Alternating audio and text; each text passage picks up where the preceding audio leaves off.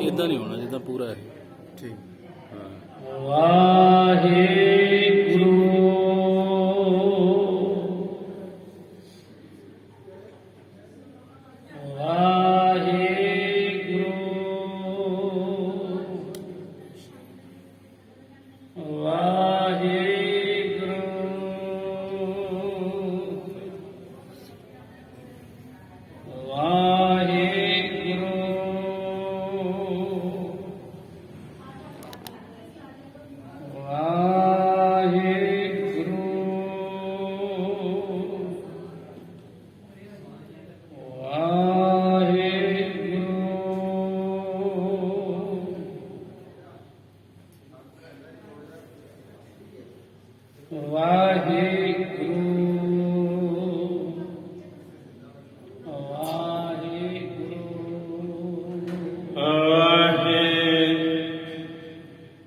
ਗੁਰੂ ਜੀ ਵਾਹਿਗੁਰੂ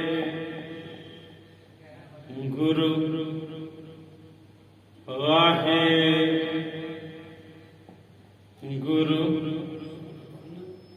ਵਾਹਿਗੁਰੂ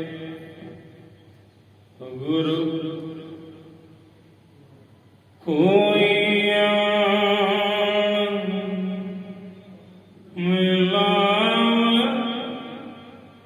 ਮੇਰਾ ਪ੍ਰੀਤਮ ਪਿਆਰਾ ਕੋਈ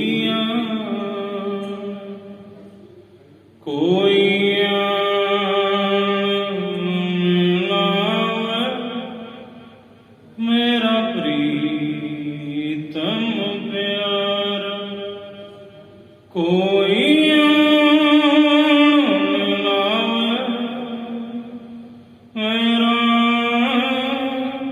ਪ੍ਰੀਤਮ ਪਿਆਰਾ ਕੋਈ ਮਿਲਾਵੇ ਮੇਰਾ ਪ੍ਰੀਤਮ ਪਿਆਰਾ। ਵਾਹਿਗੁਰੂ ਜੀ। ਸ਼੍ਰੀ ਨਾਨਕ ਪਦ ਪੰਕਜ ਬੰਦਨ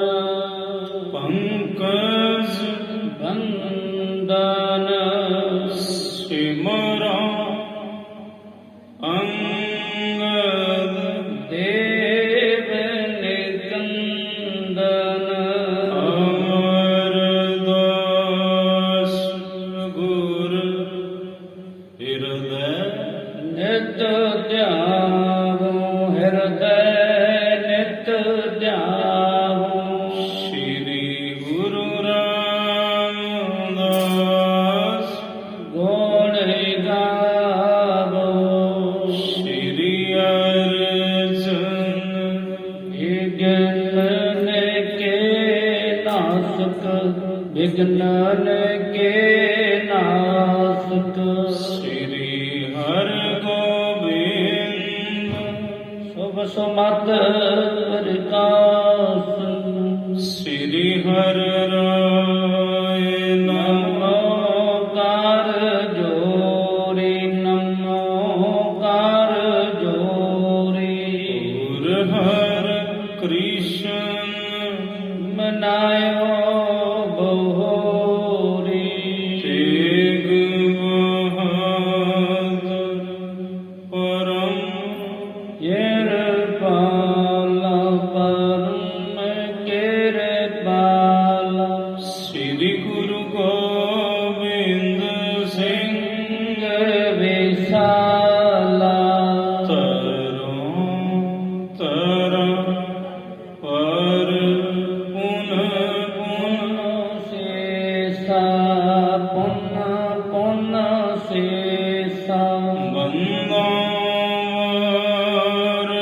ਵਾਰ ਜਗਦੀਸਾ। ਅੰਮ੍ਰਿਤ ਗਿਆਨ ਹੈ ਮਾਣਿਕ ਭਗਤ ਬੈਰਾਗ। ਸ੍ਰੀ ਗੁਰੂ ਗ੍ਰੰਥ ਸਾਹਿਬ ਉਦਦ ਬੰਦੋ ਹਰ ਅਨਰਾਗ ਗੁਰ ਕਾ ਸ਼ਬਦ ਕਮਾਏ ਜਿਨ ਜੀਤੇ ਪੰਚ ਵਿਕਾਰ ਤਿਨ ਸੰਤਨ ਕੋ ਬੰਦਰਾ ਸੀਸ ਚਰਨ ਅਗਤਾਰ ਏਕੰਕਾਰ ਸਤਿਗੁਰੂ ਤੇ ਪ੍ਰਸਾਦ ਸਚ ਹੋਏ ਵਾਹਿਗੁਰੂ ਜੀ ਕੀ ਫਤਿਹ ਹੈ ਵਿਨਾਸ਼ਨ ਸੋਏ ਵਾਹਿਗੁਰੂ ਜੀ ਕੀ ਫਤਿਹ ਹੈ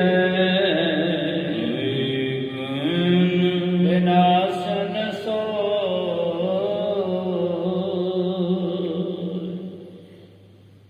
ਦੋਹਰਾ ਸਾਧਨ ਵਿਖੇ ਜੀ ਸਰਬ ਸੁਖ ਤਜ ਕਰ ਕੀਨ ਅਨੀਤ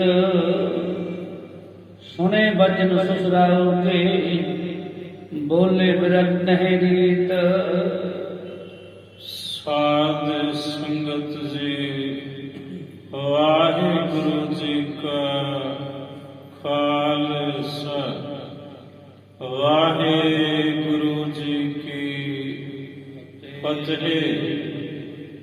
ਸ਼੍ਰਵਣ ਕੀਤਾ ਆਪ ਜੀ ਨੇ ਚੱਲ ਰਹੀ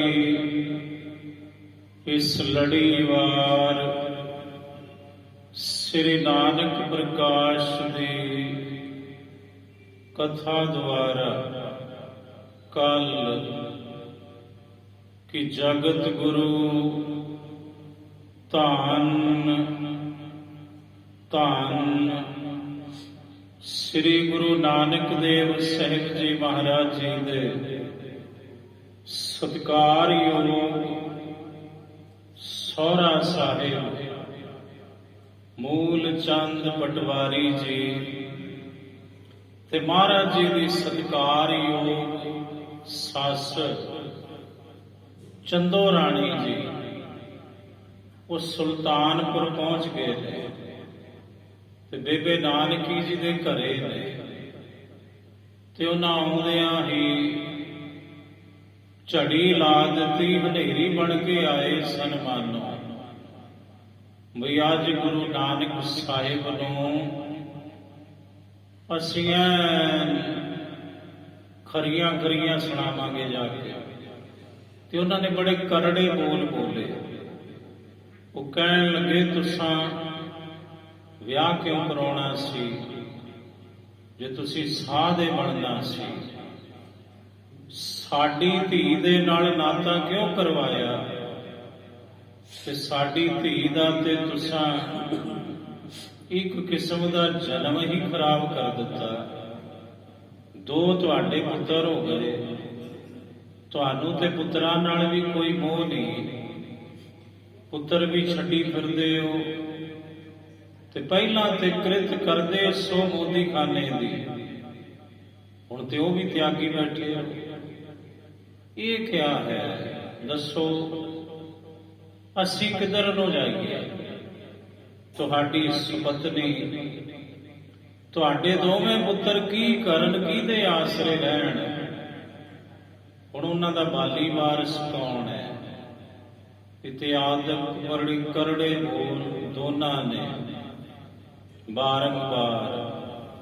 ਕਿਤੇ ਸਹੁਰਾ ਸਾਹਿਬ ਸ਼ੁਰੂ ਹੋ ਜਾਂਦੇ ਨੇ, ਕਿਤੇ ਮਹਾਰਾਜ ਜੀ ਦੀ ਸੱਸ ਚੰਦੋ ਰਾਣੀ ਕੜਕਦੇ ਨੇ, ਆਕਾਸ਼ੀ ਬਿਜਲੀ ਦੀ ਨਿਆਈ ਤੇ ਮਹਾਰਾਜ ਖਾਮੋਸ਼, ਬੇਬੇ ਨਾਨਕੀ ਜੀ ਚੁੱਪ, ਭਾਈਆ ਜੈ ਰਾਮ ਜੀ ਚੁੱਪ ਨੇ। ਇੱਥੋਂ ਅੱਗੇ ਅੱਜ ਆਪਾਂ ਇਹ ਕਥਾ ਸ਼੍ਰਵਣ ਕਰਨੀ ਹੈ। ਉਸ ਤੋਂ ਪਹਿਲਾਂ ਅੱਜ ਸਮੁੱਚਾ ਪੰਥ ਸਮੁੱਚਾ ਸਿੱਖ ਜਗਤ ਜੋ ਅਰਦਾਸ ਦੇ ਵਿੱਚ ਆਪਾਂ ਰੋਜ਼ਾਨਾ ਸਾਹਿਬ ਦੇ ਅੱਗੇ ਅਰਜ਼ ਕਰਦੇ ਆ, ਮਹਾਰਾਜ ਚਰਖੜੀਆਂ ਤੇ ਚੜੇ ਅੱਜ ਉਹਨਾਂ ਦੋ ਸਿੱਖਾਂ ਪਿਓ ਤੇ ਪੁੱਤਰ ਭਾਈ ਸੁਬੇਗ ਸਿੰਘ ਜੀ ਜੋ ਕੋਤਵਾਲ ਵੀ ਰਹੇ ਕਿਸੇ ਸਮੇਂ ਲਾਹੌਰ ਦੇ, ਤੇ ਜਿਨ੍ਹਾਂ ਦੀਆਂ ਬੜੀਆਂ ਦੇਣਾ ਨੇ ਸਿੱਖ ਪੰਥ ਨੂੰ। ਜਦੋਂ ਜ਼ਕਰੀਆ ਖਾਨ ਨੇ ਆਪ ਜੀ ਨੂੰ ਲਾਹੌਰ ਦਾ ਕੋਤਵਾਲ ਬਣਾਇਆ ਸੀ, ਤਾਂ ਉਸ ਵਕਤ ਜਿਹੜੇ ਸਿੰਘਾਂ ਦੇ ਸਿਰ ਲਟਕਾਏ ਹੋਏ ਸਨ ਕਿਲੇ ਦੀਆਂ ਦੀਵਾਰਾਂ ਤੇ ਜਾਂ ਬਾਜ਼ਾਰਾਂ ਵਿੱਚ, ਆਪ ਜੀ ਨੇ ਸਭ ਤੋਂ ਪਹਿਲਾਂ ਸਿੰਘਾਂ ਦੇ ਉਹ ਸੀਸ ਉੱਥੋਂ ਲਹਾਏ ਤੇ ਫਿਰ ਉਹਨਾਂ ਦਾ ਸੰਸਕਾਰ ਵੀ ਕੀਤਾ। ਸਿੰਘਾਂ ਨੂੰ ਜਿਹੜਾ ਟੌਰਚਰ ਕੀਤਾ ਜਾਂਦਾ ਸੀ ਮੁਗਲੀਆ ਹਕੂਮਤ ਦੇ ਸਮੇਂ, ਤੇ ਜਦੋਂ ਆਪ ਲਾਹੌਰ ਦੇ ਕੋਤਵਾਲ ਬਣੇ ਤਾਂ ਆਪ ਜੀ ਨੇ ਸਭ ਤੋਂ ਪਹਿਲਾਂ ਉਹ ਤਸ਼ੱਦਦ ਤਸੀਹੇ ਦੇ ਕੇ ਸਿੰਘਾਂ ਨੂੰ ਸ਼ਹੀਦ ਕੀਤਾ ਜਾਂਦਾ ਸੀ, ਆਪ ਨੇ ਉਹਨੂੰ ਵੀ ਠੱਲ ਪਾਈ।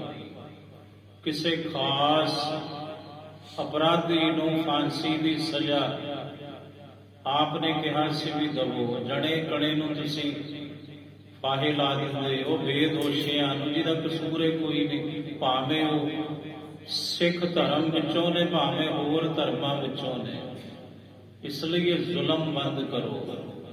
ਆਪ ਜੀ ਨੇ ਬਹੁਤ ਠੱਲ ਪਾਈ ਸੀ। ਇਹ ਹੋ ਰਿਹਾ ਜਿਹੜਾ ਜ਼ੁਲਮ ਸੀ, ਅੱਜ ਸਮੁੱਚਾ ਪੰਥ ਭਾਈ ਸੁਬੇਗ ਸਿੰਘ ਜੀ ਮਹਾਨ ਸ਼ਹੀਦ ਜੋ ਚਰਖੜੀਆਂ ਤੇ ਚੜੇ, ਤੇ ਉਹਨਾਂ ਦੇ ਸੁਪੁੱਤਰ ਭਾਈ ਸ਼ਹਬਾਜ਼ ਸਿੰਘ ਜੀ ਜਿਨ੍ਹਾਂ ਦੀ ਉਸ ਵਕਤ ਉਮਰ 18 ਵਰ੍ਹਿਆਂ ਦੀ ਸੀ। ਜਿਹੜਾ ਅੱਜ ਦਾ ਇਹ ਦਿਹਾੜਾ ਹੈ 25 ਮਾਰਚ ਦਾ, ਜੋ ਦਿਨ ਹੈ 25 ਮਾਰਚ 1746, ਇਹ ਵਾਕਿਆ ਹੋਇਆ ਜਦੋਂ ਚਰਖੜੀਆਂ ਤੇ ਚਾੜੇ ਪਿਓ ਪੁੱਤਰ, ਤੇ ਚਰਖੜੀ ਦੇ ਦੋ ਗੇੜਿਆਂ ਵਿੱਚ ਹੀ ਆਪ ਦੇ ਸਰੀਰ ਤੁੰਬਾ ਹੋ ਗਏ ਸਨ। ਪਰ ਆਪ ਜੀ ਨੇ ਇਸਲਾਮ ਕਬੂਲ ਨਹੀਂ ਕੀਤਾ। ਜ਼ਕਰੀਆ ਖਾਨ ਨੇ ਸ਼ਹੀਦ ਭਾਈ ਤਾਰੂ ਸਿੰਘ ਜੀ ਨੂੰ ਸ਼ਹੀਦ ਕਰਵਾਇਆ ਜਦੋਂ ਜ਼ਕਰੀਆ ਖਾਨ ਦਾ ਪਿਸ਼ਾਬ ਰੁਕਿਆ, ਉਹਨੂੰ ਬੰਨ ਪਿਆ ਸੀ, ਤਾਂ ਭਾਈ ਸੁਬੇਗ ਸਿੰਘ ਨੇ ਕਿਹਾ ਸੀ ਜ਼ਕਰੀਆ ਖਾਨ ਬੜਾ ਕਹਿਰ ਗੁਜ਼ਾਰਿਆ ਤੂੰ, ਗੁਰੂ ਦੇ ਸਿੰਘ ਦੇ ਉੱਪਰ ਇਹ ਜ਼ੁਲਮ ਕਰਕੇ ਉਹਦਾ ਖੋਪਰਾ ਤੂੰ ਲਹਾਇਆ ਰੰਬੀਆਂ ਦੇ ਨਾਲ, ਕਸੂਰ ਕਿਆ ਸੀ ਉਹਦਾ? ਕੋਈ ਕਸੂਰ ਨਹੀਂ ਸੀ। ਇਹ ਲੰਗਰ ਛਕਾਉਣਾ ਕੋਈ ਗੁਨਾਹ ਥੋੜੀ ਹੈ, ਤੇ ਕਿਸੇ ਦੇ ਮੂੰਹ ਤੇ ਥੋੜੀ ਲਿਖਿਆ ਹੋਇਆ ਬਈ ਜਿਹਨੂੰ ਅਸੀਂ ਲੰਗਰ ਛਕਾ ਰਹੇ ਹਾਂ ਉਹ ਸੰਤ ਹੈ ਕਿ ਚੋਰ ਹੈ। ਅਸੀਂ ਤੇ ਆਪਣਾ ਫਰਜ਼ ਨਿਭਾਉਂਦੇ ਹਾਂ, ਤੇ ਸ਼ਹੀਦ ਭਾਈ ਤਾਰੂ ਸਿੰਘ ਜੀ ਨੇ ਆਪਣਾ ਫਰਜ਼ ਨਿਭਾਇਆ। ਉਹਨਾਂ ਦੀ ਅਮਲੀ, ਉਹਨਾਂ ਦੀ ਭੈਣ ਨੇ ਲੰਗਰ ਤਿਆਰ ਕਰਨਾ। ਸਿੰਘ ਜਿਹੜੇ ਜੰਗਲਾਂ ਵਿੱਚ ਕਮਾਦਾਂ ਵਿੱਚ ਲੁਕੇ ਹੁੰਦੇ ਸਨ, ਰੂਹਪੋਸ਼, ਉਹਨਾਂ ਨੂੰ ਆਪ ਜੀ ਪ੍ਰਸ਼ਾਦਾ ਉੱਥੇ ਪਹੁੰਚਾਉਂਦੇ ਸਨ। ਤਾਂ ਤੇ ਜ਼ਕਰੀਆ ਖਾਨ ਨੂੰ ਬੰਨ ਪਿਆ। ਉਹ ਕਹਿਣ ਲੱਗਾ ਸੁਬੇਗ ਸਿੰਘ ਮੈਨੂੰ ਬਚਾ, ਮੇਰੀ ਅਰਦਾਸ ਕਰ। ਸੁਬੇਗ ਸਿੰਘ ਜੀ ਕਹਿੰਦੇ ਨਹੀਂ, ਅਰਦਾਸ ਮੈਂ ਨਹੀਂ ਕਰ ਸਕਦਾ। ਇਹ ਤੇ ਸਿੰਘ ਨੇ ਮੂੰਹੋਂ ਕੱਢ ਦਿੱਤਾ ਜ਼ਕਰੀਆ ਤੈਨੂੰ ਅੱਗੇ ਲਾ ਕੇ ਫੇਰ ਮੈਂ ਪ੍ਰਾਣ ਤਿਆਗਾਂਗਾ। ਇਸ ਲਈ ਖੋਪਰਾ ਉਤਰਨ ਤੋਂ ਬਾਅਦ ਵੀ ਧੰਨ ਸ਼ਹੀਦ ਭਾਈ ਤਾਰੂ ਸਿੰਘ ਜੀ, ਉਹਨਾਂ ਸਰੀਰ ਨਹੀਂ ਸੀ ਤਿਆਗਿਆ।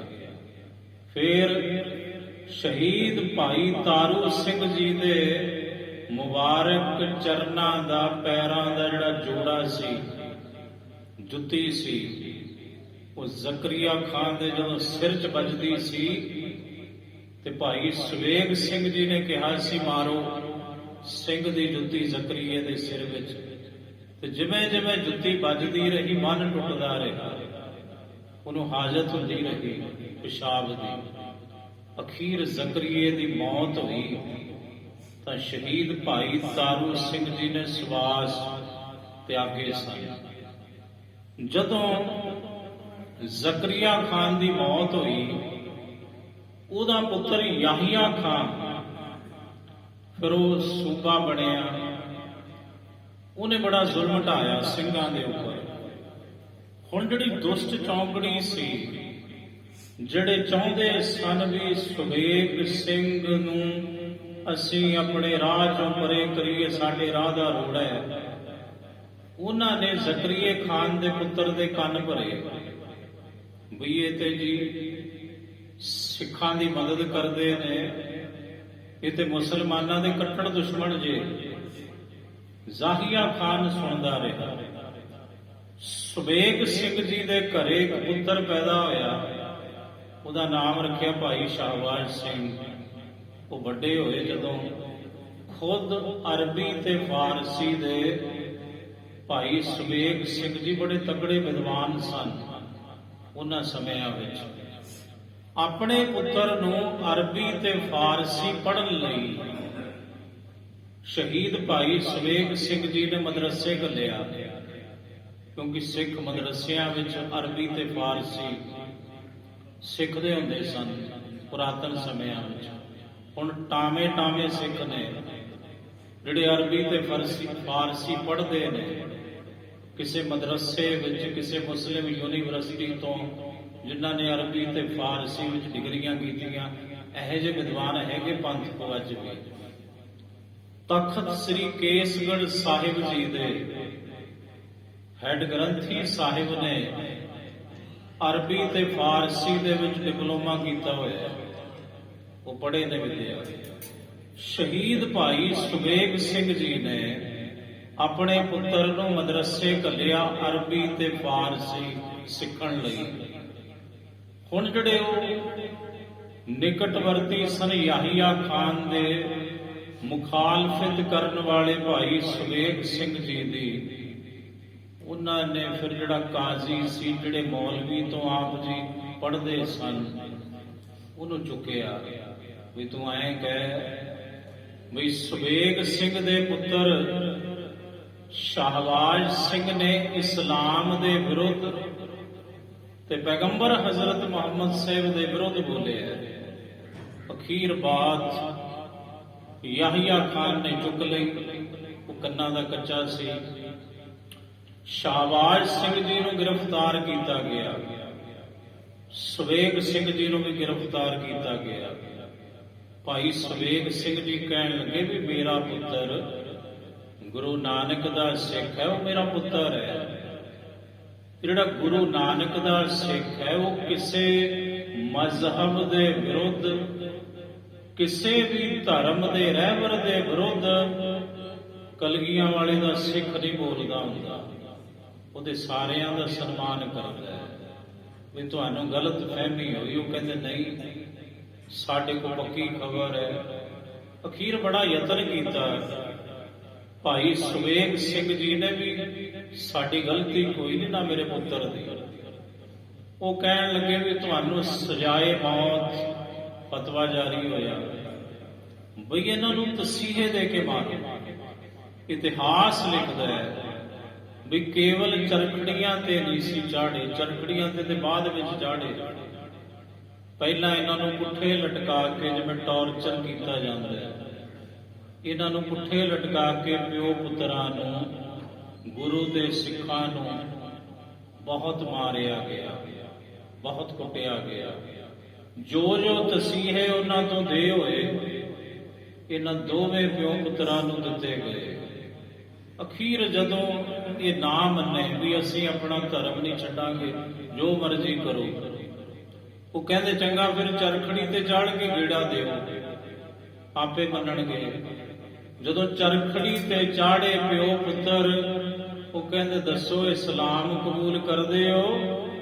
ਤੇ ਪਿਓ ਪੁੱਤਰ ਬਿਲਕੁਲ ਜ਼ਖਮੀ ਹਾਲਤ ਵਿੱਚ ਸਨ। ਉੱਚੀ ਆਵਾਜ਼ ਵਿੱਚ ਕਿਹਾ, ਸਿਰ ਜਾਵੇ ਤਾਂ ਜਾਵੇ ਮੇਰਾ, ਸਿੱਖੀ ਸਿਦਕ ਨਾ ਜਾਵੇ। ਸਿਰ ਜਾਵੇ ਤਾਂ ਜਾਵੇ ਮੇਰਾ, ਸਿੱਖੀ ਸਿਦਕ ਨਾ ਜਾਵੇ।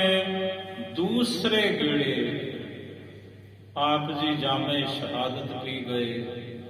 ਅੱਜ 25 ਮਾਰਚ ਹੈ ਤੇ 1746 ਦਾ ਇਹ ਵਾਕਿਆ ਹੈ। ਅੱਜ ਉਹਨਾਂ ਮਹਾਨ ਸ਼ਹੀਦਾਂ ਨੂੰ ਸਮੁੱਚਾ ਪੰਥ ਨਤਮਸਤਕ ਹੋ ਰਿਹਾ ਹੈ, ਨਮਨ ਕਰ ਰਿਹਾ ਹੈ ਉਹਨਾਂ ਮਹਾਨ ਸ਼ਹੀਦਾਂ ਨੂੰ।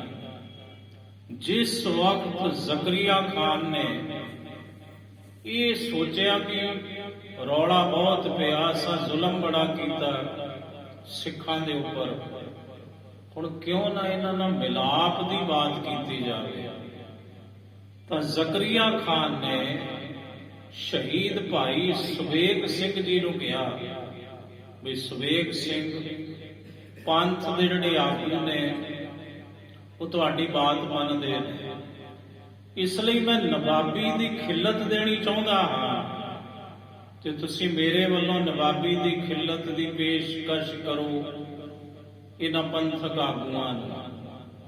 ਉਸ ਵਕਤ ਸ੍ਰੀ ਅਕਾਲ ਤਖਤ ਸਾਹਿਬ ਦੇ ਜਥੇਦਾਰ ਸਰਦਾਰ ਭਾਈ ਦਰਬਾਰਾ ਸਿੰਘ ਜੀ ਸਨ। ਉਹ ਕਹਿਣ ਲੱਗੇ ਬਿਲਕੁਲ ਨਹੀਂ, ਅਸੀਂ ਆਪਣੇ ਦਮ ਤੇ ਨਵਾਬੀ ਲਵਾਂਗੇ, ਪੇਸ਼ ਕੀਤੀ ਨਵਾਬੀ ਨਹੀਂ ਲਵਾਂਗੇ। ਅਖੀਰ ਜ਼ਕਰੀਆ ਖਾਨ ਨੇ ਬਹੁਤ ਪਹੁੰਚ ਕੀਤੀ ਪੰਥਕ ਆਗੂਆਂ ਤੱਕ, ਤਾਂ ਸ੍ਰੀ ਅਕਾਲ ਤਖਤ ਸਾਹਿਬ ਦੇ ਜਥੇਦਾਰ ਕਹਿਣ ਲੱਗੇ ਵੀ ਮੈਂ ਬਿਲਕੁਲ ਨਹੀਂ ਪ੍ਰਵਾਨ ਕਰੂੰਗਾ ਇਸ ਬਾਤ ਨੂੰ। ਤੇ ਭਾਈ ਸੁਬੇਗ ਸਿੰਘ ਜੀ ਕਹਿੰਦੇ ਜੀ ਫਿਰ ਜਥੇਦਾਰ ਸਾਹਿਬ, ਪੰਥ ਵਿੱਚੋਂ ਕਿਸੇ ਸਿੱਖ ਨੂੰ ਚੁਣ ਲਵੋ, ਕੋਈ ਅਦਨਾ ਸਿੱਖ। ਉਸ ਵਕਤ ਫਿਰ ਸਭ ਨੇ ਇਹ ਫੈਸਲਾ ਕੀਤਾ ਵੀ ਜਿਹੜਾ ਸੰਗਤਾਂ ਨੂੰ ਪੱਖਾਂ ਝੱਲਣ ਦੀ ਸੇਵਾ ਕਰਦਾ ਹੈ ਸਰਦਾਰ ਕਪੂਰ ਸਿੰਘ ਜੀ, ਵੀ ਨਵਾਬੀ ਇਹਨਾਂ ਨੂੰ ਦਿੱਤੀ ਜਾਵੇ।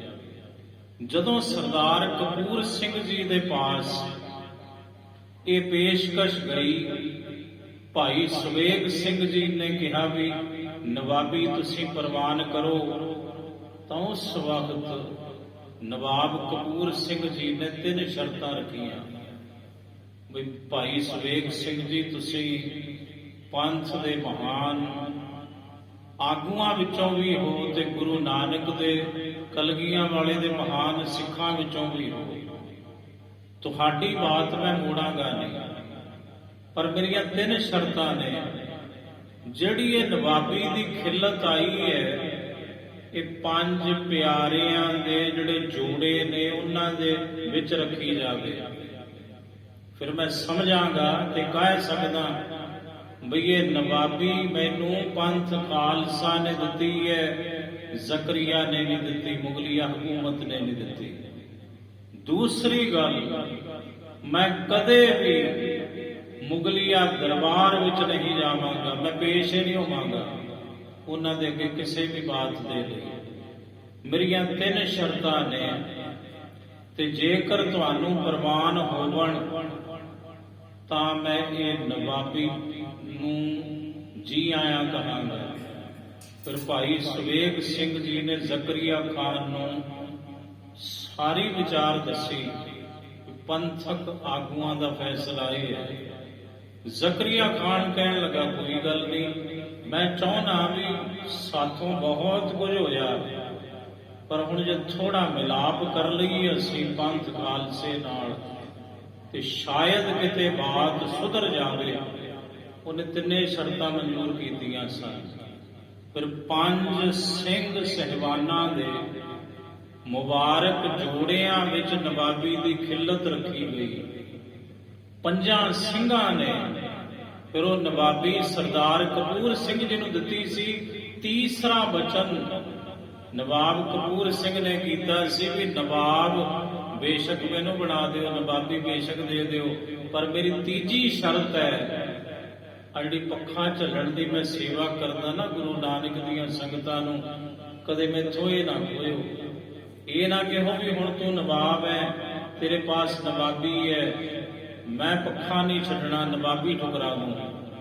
ਤਿੰਨੇ ਸ਼ਰਤਾਂ ਮਨਜ਼ੂਰ ਹੋਈਆਂ ਸਨ ਨਵਾਬ ਕਪੂਰ ਸਿੰਘ ਜੀ ਦੀਆਂ। ਫਿਰ ਉਹਨਾਂ ਨੂੰ ਨਵਾਬੀ ਦਿੱਤੀ ਗਈ। ਇਹ ਸਾਰਾ ਜੋ ਯੋਗਦਾਨ ਸੀ ਨਵਾਬ ਕਪੂਰ ਸਿੰਘ ਜੀ ਨੂੰ ਨਵਾਬੀ ਦਿਵਾਉਣ ਤੱਕ, ਇਹ ਵੀ ਅਹਿਮ ਯੋਗਦਾਨ ਸੀ ਇਸ ਮਹਾਨ ਸੂਰਮੇ ਸ਼ਹੀਦ ਧੰਨ ਭਾਈ ਸੁਬੇਗ ਸਿੰਘ ਜੀ ਦਾ।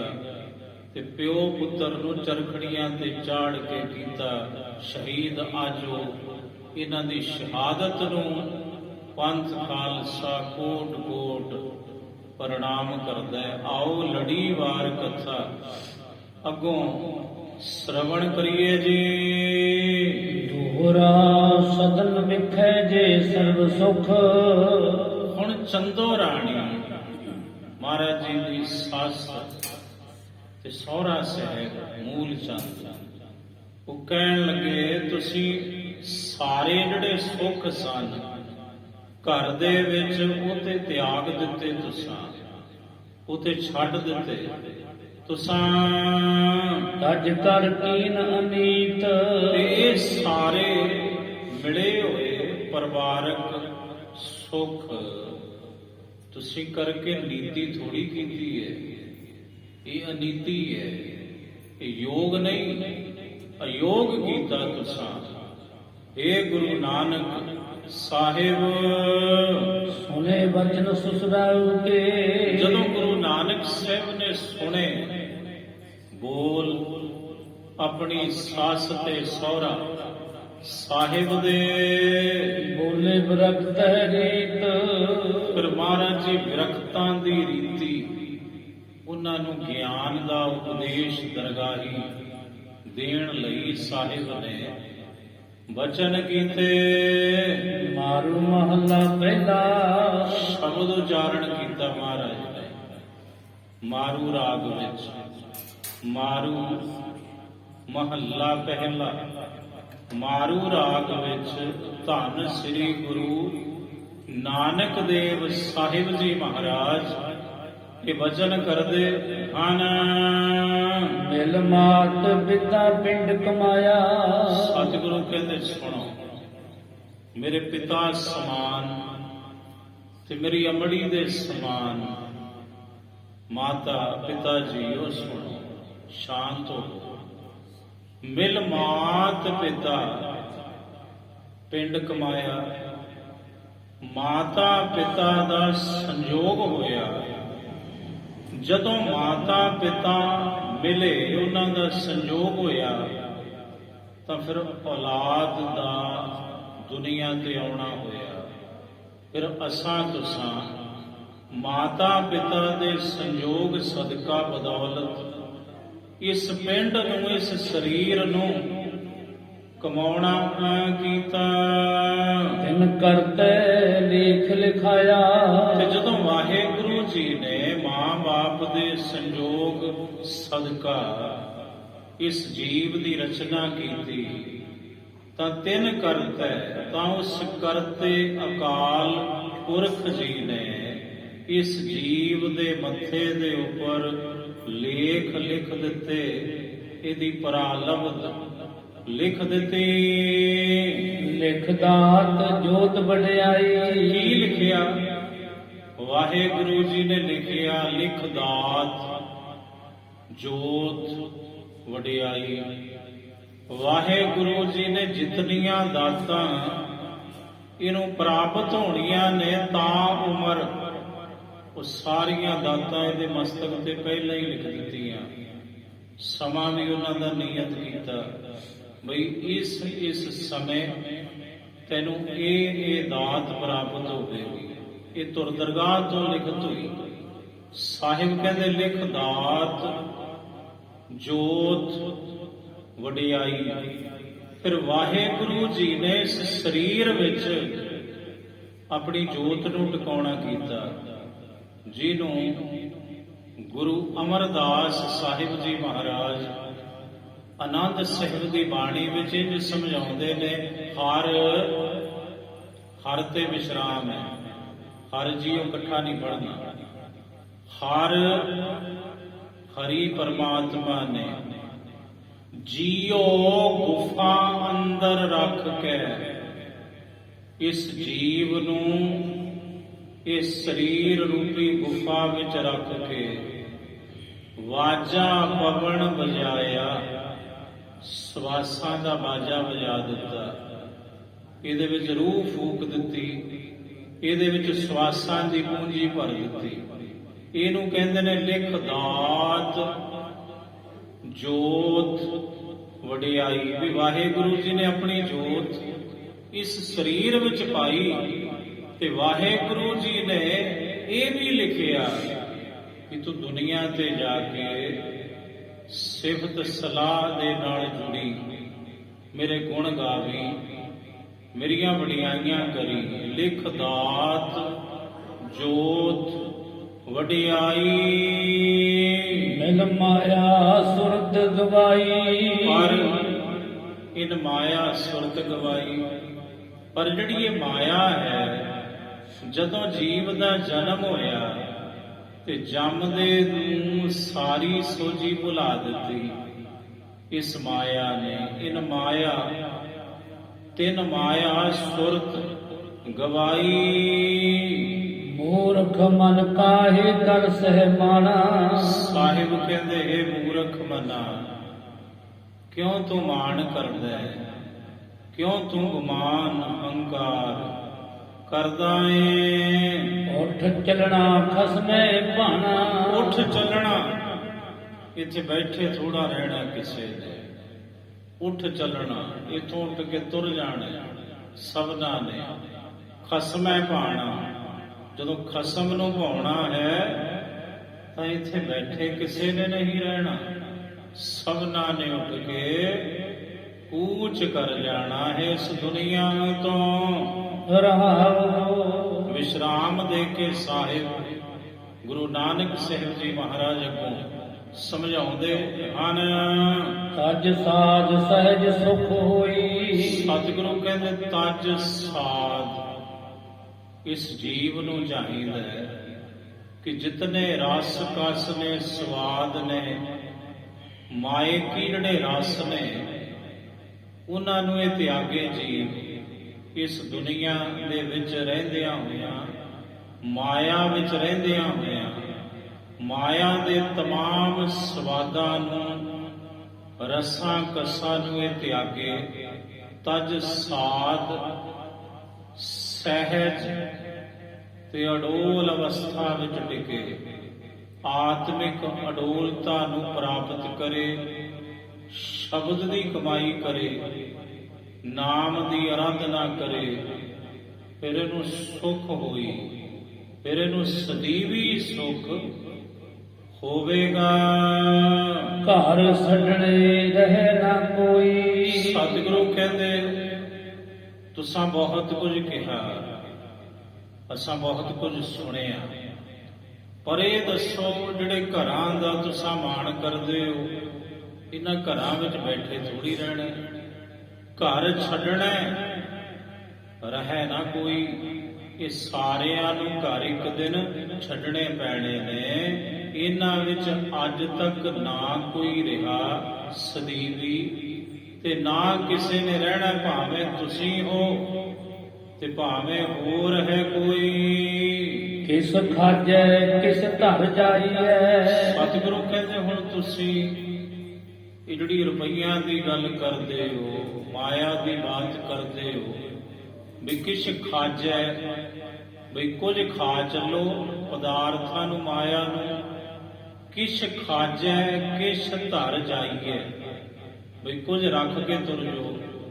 ਸਤਿਗੁਰੂ ਕਹਿੰਦੇ ਰੱਖ ਕੇ ਤੇ ਤਾਂ ਤੁਰੋ, ਜੇ ਤੁਸਾਂ ਵਾਪਸ ਇਹਨੂੰ ਸਾਂਭਣਾ ਹੋਵੇ ਮਰਨ ਤੋਂ ਬਾਅਦ, ਉਦੋਂ ਤੇ ਤੁਸਾਂ ਮੁੜ ਕੇ ਆਉਣਾ ਹੀ ਨਹੀਂ, ਜਦੋਂ ਦੁਨੀਆ ਤੋਂ ਤੁਰ ਜਾਣਾ।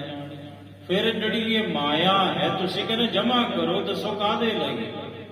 ਕਿਛ ਖਾਜੈ ਕਿਛ ਧਰ ਜਾਈਏ। ਸਤਿਗੁਰੂ ਕਹਿੰਦੇ ਪਰ ਜਿਹੜੀ ਇਹ ਮਾਇਆ ਹੈ ਇਹ ਪਰਮਾਤਮਾ ਦੀ ਹੈ, ਕਿਉਂ ਨਾ ਫਿਰ ਮਾਇਆ ਨੂੰ ਗੁਜ਼ਰਾਨ ਦੇ ਤੌਰ ਤੇ ਵਰਤਿਆ ਜਾਵੇ, ਤੇ ਜਿਹੜੀ ਵਾਧੂ ਹੈ ਉਹਨੂੰ ਲੋੜਵੰਦਾਂ ਵਿੱਚ ਦੇ ਦਿੱਤਾ ਜਾਵੇ।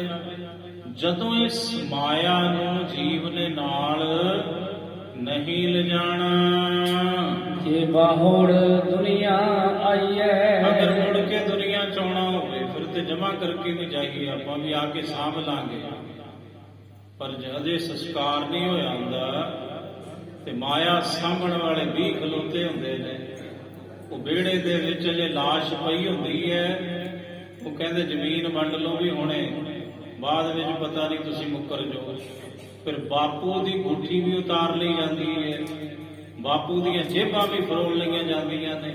ਸਤਿਗੁਰੂ ਕਹਿੰਦੇ ਮੁੜ ਕੇ ਤਾਂ ਜੇ ਦੁਨੀਆ ਚ ਆਉਣਾ ਹੋਵੇ ਫਿਰ ਇਹਨੂੰ ਧਰ ਕੇ ਜਾਈਏ, ਇੱਥੇ ਜਮਾ ਕਰਕੇ ਜਾਈਏ। ਜੇ ਬਾਹੜ ਦੁਨੀਆ ਆਈਏ, ਅੱਜ ਕਾਇਆ ਪਟ ਹੰਡਾਏ, ਸੱਚ ਕਾਇਆ ਪੱਟ ਹੰਡਾਏ। ਪੱਟ ਕਹਿੰਦੇ ਨੇ ਰੇਸ਼ਮੀ ਵਸਤਰ, ਇਸ ਕਾਇਆ ਨੂੰ ਸਜਾਇਆ। ਬੜੇ ਤਰ੍ਹਾਂ ਤਰ੍ਹਾਂ ਦੇ ਨੇ ਵਸਤਰ ਵੀ ਧਾਰਨ ਕੀਤੇ, ਹੰਡਾਉਣੇ ਕੀਤੇ। ਫਰਮਾਇਸ਼ ਬਹੁਤ ਚਲਾਏ, ਕੰਬੜਾ ਚਲਾਇਆ ਸਾਰਿਆਂ ਦੇ ਉੱਪਰ ਵੀ। ਮੇਰੀ ਗੱਲ ਮੰਨੋ, ਜੋ ਮੈਂ ਕਹਿੰਦਾ ਉਹ ਸਹੀ ਹੈ। ਫਰਮਾਇਸ਼, ਆਪਣੀ ਫਰਮਾਇਸ਼, ਆਪਣਾ ਹੁਕਮ ਬਹੁਤ ਚਲਾਏ।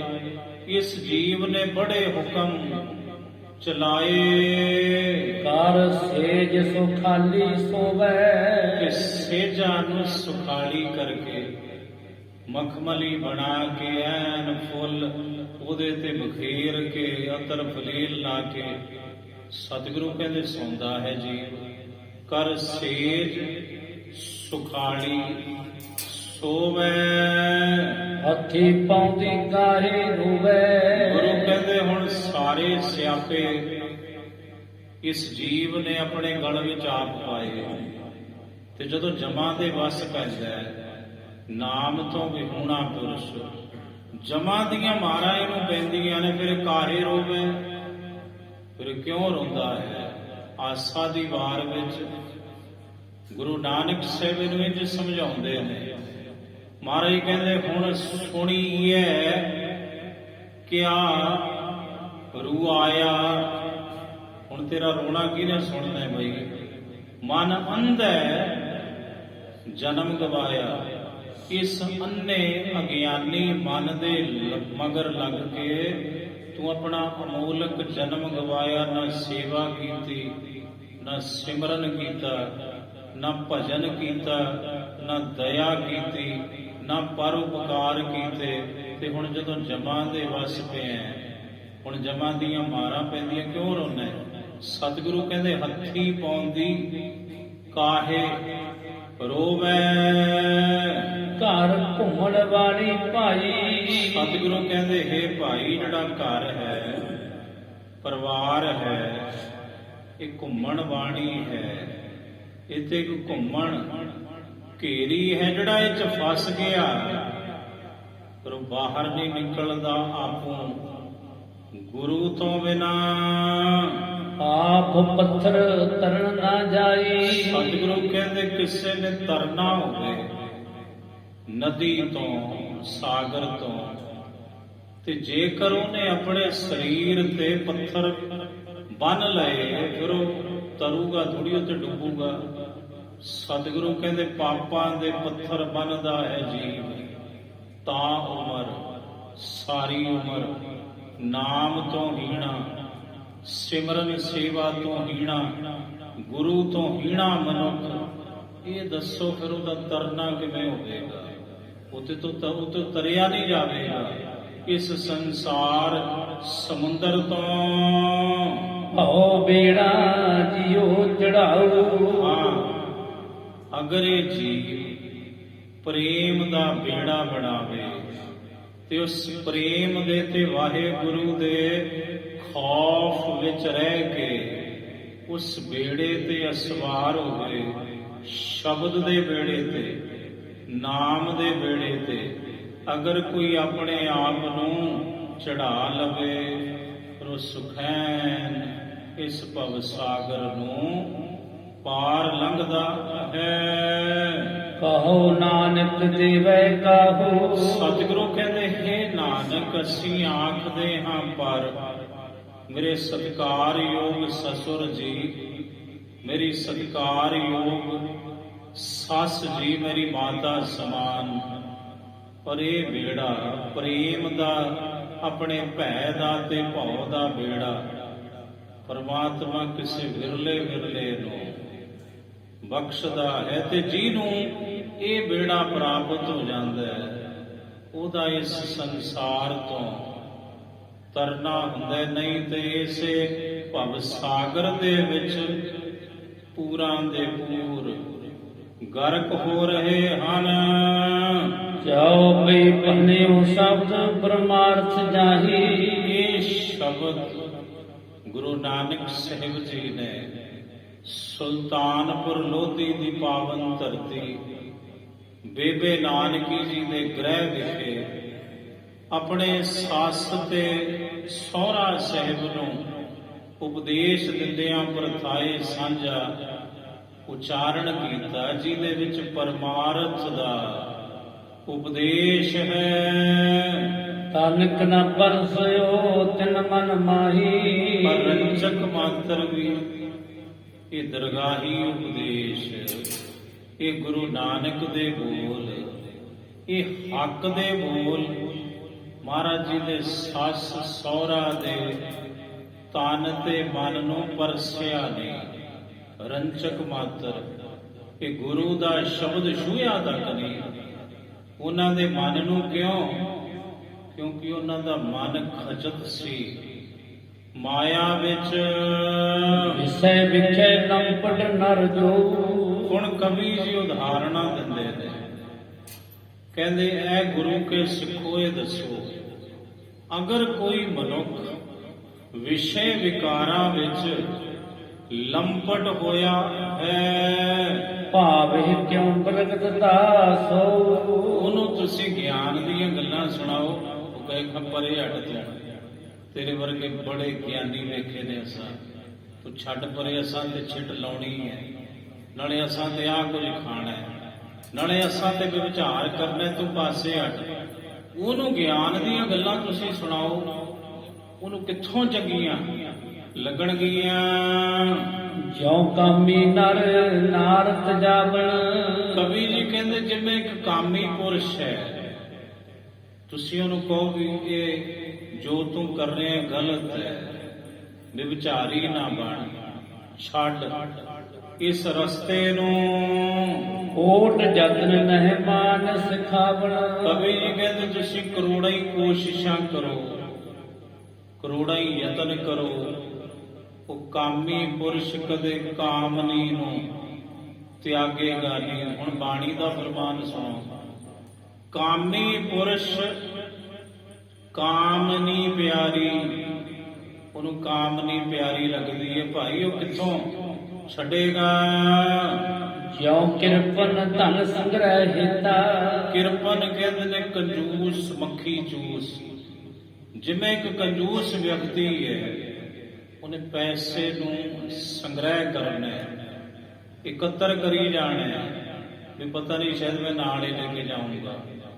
ਉਹਨੂੰ ਤੁਸੀਂ ਉਪਦੇਸ਼ ਦਿਓ ਵੀ ਜਿਹੜਾ ਧਨ ਹੈ ਇਹਦੀ ਵਰਤੋਂ ਕਰ, ਇੱਕ ਦਿਨ ਖਾਲੀ ਹੱਥ ਜਾਣੇ ਦੁਨੀਆ ਤੋਂ ਤੇ ਸਾਰੇ ਗਏ ਨੇ।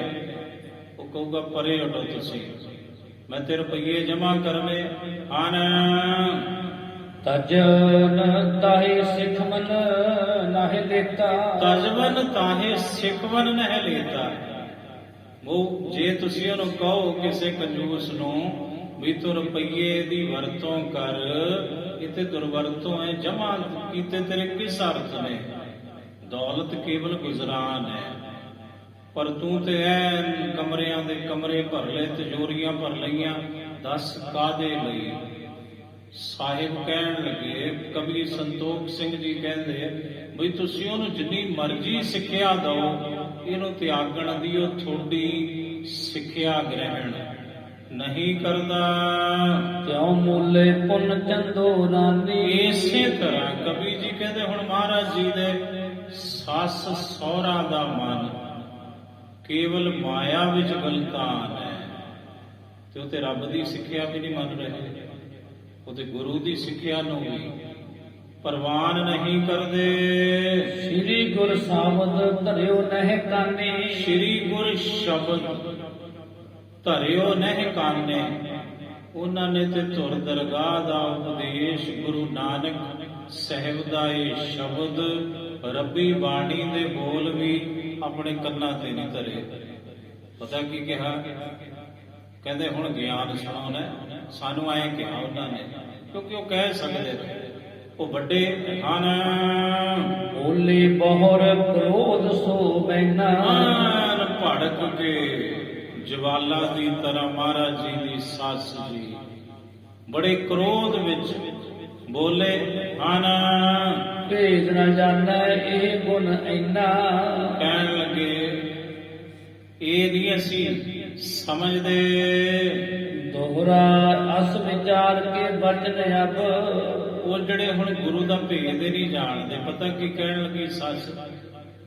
ਕਹਿੰਦੀ ਸਾਡੇ ਜਮਾਈ ਜੀਓ ਇਹੋ ਜਿਹਾ ਗਿਆਨ, ਇਹੋ ਜਿਹੇ ਬਚਨ ਜੇ ਤੁਹਾਨੂੰ ਪਤਾ ਸੀ ਪਹਿਲਾਂ, ਭੰਨ ਨ ਲੱਗਾ ਹਮ ਪਾਸ।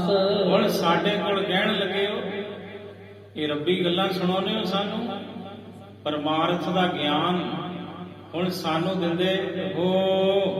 ਪੂਰਵ ਕਿਉਂ ਨਾ ਵਿਚਾਰਿਓ। ਪੂਰਵ ਕਿਉਂ ਨਾ ਵਿਚਾਰਿਓ?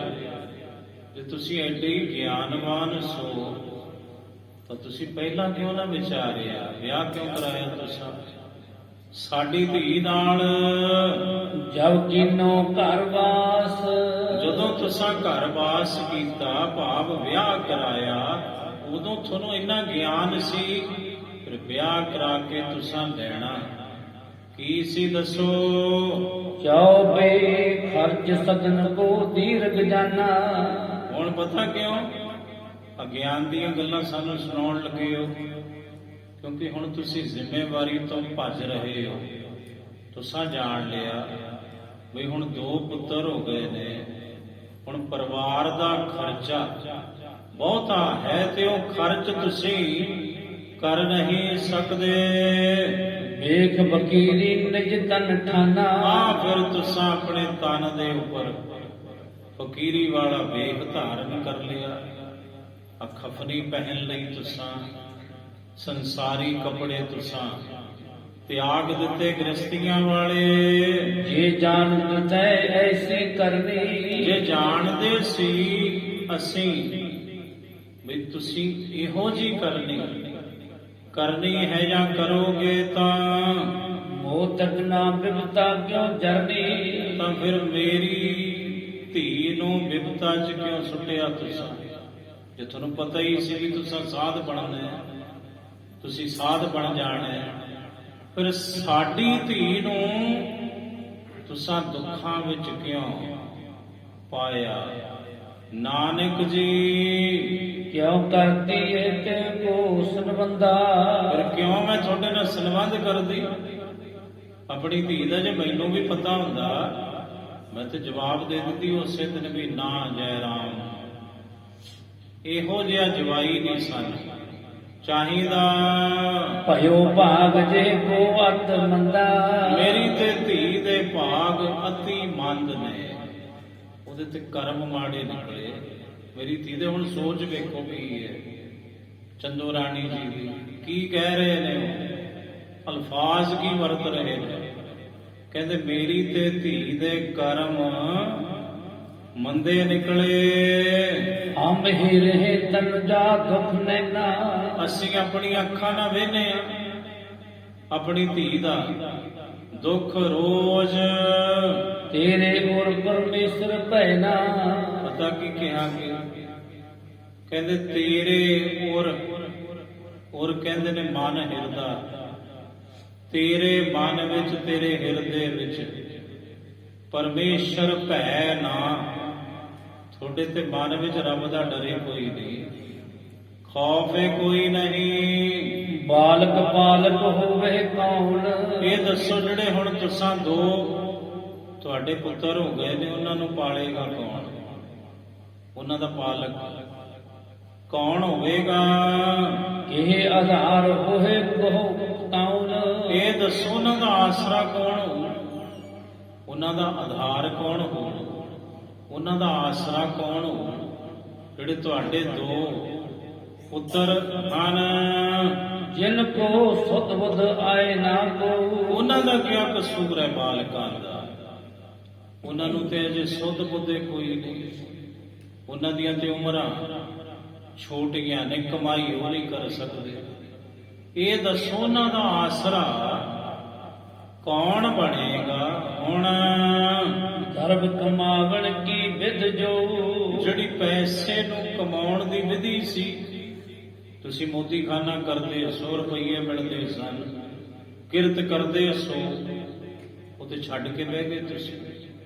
ਪੈਸਾ ਕਮਾਉਣ ਦੀ ਜਿਹੜੀ ਵਿਧੀ ਸੀ ਉਹ ਤੇ ਤੁਸਾਂ ਤਿਆਗ ਦਿੱਤੀ। ਅੱਜ ਭਾਜੇ ਚਲ ਕੋ ਅਬ ਐਸੇ, ਉਹ ਤੇ ਤਿਆਗ ਕੇ ਤੁਸੀਂ ਇੰਜ ਭੱਜੇ ਹੋ, ਅਸਾਧ ਬਣ ਗਏ ਹੋ, ਮਸਾਣਾ ਚ ਜਾ ਬੈਠੇ ਹੋ, ਛੱਡ ਕੇ ਆਪਣੇ ਪਰਿਵਾਰ ਨੂੰ। ਜਾਮਨ ਬਸ ਪਰਦੇਸੀ ਜੈਸੇ, ਤੁਹਾਡੀ ਤੇ ਹਾਲਤ ਨਾਨਕ ਜੀ ਇੰਜ ਹੋਈ ਬਈ ਜਿਵੇਂ ਇੱਕ ਪਰਦੇਸੀ ਆਉਂਦਾ ਨਾ ਕਿਸੇ ਦੇ ਘਰੇ ਰਾਤ ਰਹਿਣ ਲਈ, ਤੇ ਤੁਸੀਂ ਤੇ ਪਰਦੇਸੀ ਬਣ ਕੇ ਰਾਤ ਕੱਟੀ ਤੇ ਆਪਣਾ ਚੁੱਕਿਆ ਬੋਰੀ ਬਿਸਤਰਾ ਤੇ ਆਓਗੇ ਤੇ ਆਓਗੇ। ਇਹ ਦੱਸੋ ਅਸੀਂ ਕੀ ਕਰੀਏ ਹੁਣ? ਸਾਡੀ ਧੀ ਕੀ ਕਰੇ? ਸਾਡੇ ਦੋਹਤਰੇ ਕੀ ਕਰਨ ਹੁਣ? ਸਤ ਕੋ ਮੋਹ ਨ ਮਨ ਮੈਂ ਆਵੇ, ਤੁਹਾਡੇ ਤੇ ਮਨ ਵਿੱਚ ਤੁਹਾਡੇ ਪੁੱਤਰਾਂ ਦਾ ਮੋਹ ਹੀ ਨਹੀਂ ਆਉਂਦਾ। ਤੁਸੀਂ ਤੇ ਮੋਹ ਤੋਂ ਵੀ ਪਰੇ ਹੋ ਗਏ, ਨਿਰਮੋਹੀ ਬਣ ਗਏ। ਹੁਣ ਤੁਸੀਂ ਵਾਹਿਗੁਰੂ ਜੀ ਕਾ ਖਾਲਸਾ, ਵਾਹਿਗੁਰੂ ਜੀ ਕੀ ਫਤਿਹ।